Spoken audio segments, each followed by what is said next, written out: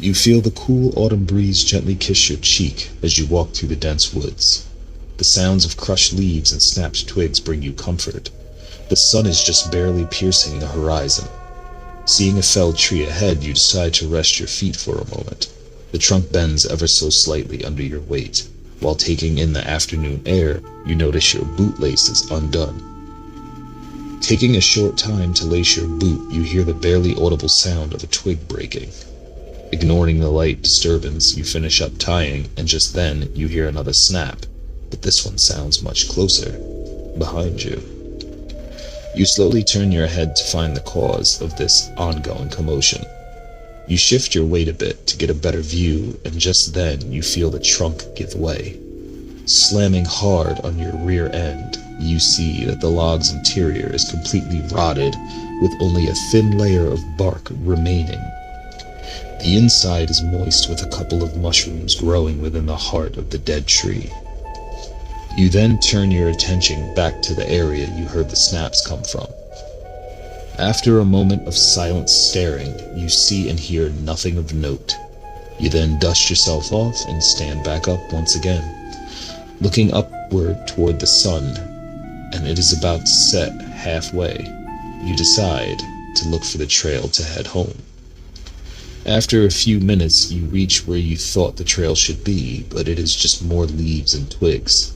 Looking back toward the sun to attempt to get your bearings, you see that you have maybe a few minutes before the darkness sets in.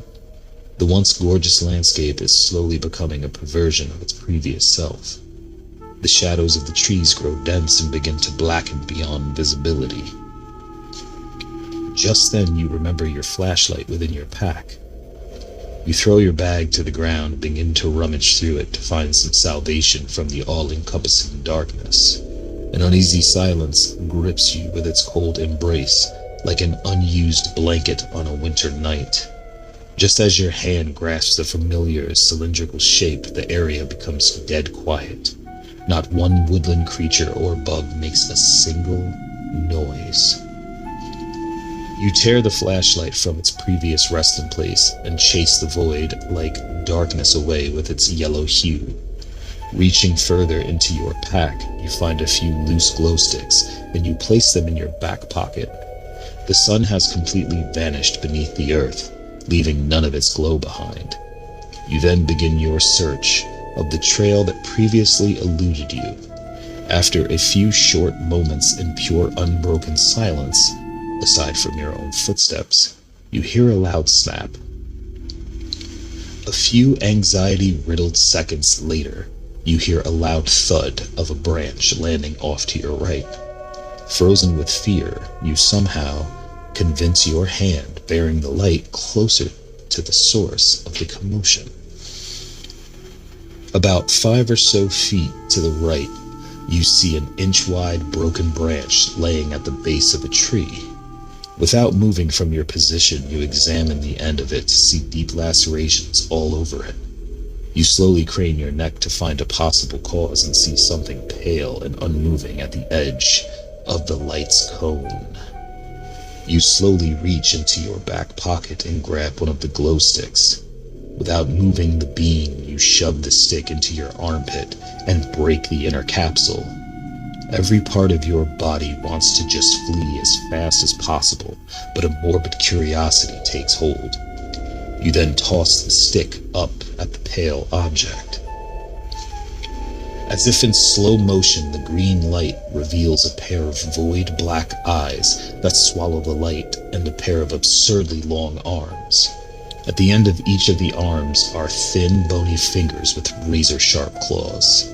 Once the stick reaches the height of its arc at eye level with this creature, it lets out a cry of pain as it begins to fall off its perch. Frozen up to this point, your legs, as life they were once possessed, begin to sprint, slingshotting your body forward.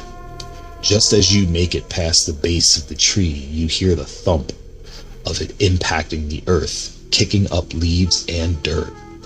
The moment it impacted, you began to hear the terrifying orchestra of many more snapping and bending branches all around you. The howl of the first creature is now being mimicked by what can only be described as a horde, now closing in around you. You hear one charging in from the front as you do the only thing you can and shine your light at it. The creature closes the gap and meets the beam with a horrifying scream. It slams onto its back hard and begins to claw at its eyes in an attempt to hide from the burning beam. Now that you have more of an unwanted showing of the creature, you see its pale skin stretched over too much bone. It has scars all over it with scorch marks around its jet black eyes. You swerve off to the left and continue your sprint like a bat out of hell. Two more of these creatures leap in the air on your left side. You are only able to stun one of them, but the other misses your neck and rips one of the straps off your bag. It just barely nicks your shoulder just before you can focus your beam on its face, making it fall screaming. Another slams into your right side, tossing you into a nearby tree with a loud thump. It then attempts to slash your face, but you are able to shove one of the now broken glow sticks into its face. While trying to bat away the stick, it slashes your face, making a laceration from your jaw to the base of your eye socket. You then drive your foot into its ribs with a sickening crunch and begin your mad dash once more. Just as you gain a bit of ground from your previous assailant, you are then pounced upon from behind. It then begins to slash wildly into your bag, and in the process, your back. You then tear off your remaining strap and the creature tumbles to the ground violently. You can feel the warm blood running down your back and the taste of it in your mouth. Just as you begin to regain your footing, two creatures bound towards you from the other sides at once. This time you roll on the ground and hear them crash into one another and begin fighting. You now have leaves and dirt clinging to your open wounds and your back and your face. You smear the dirt and blood paste from your face and see a singular, lonesome light pole about 100 yards in front of you. This one glimmer of hope kicks your adrenaline into overdrive.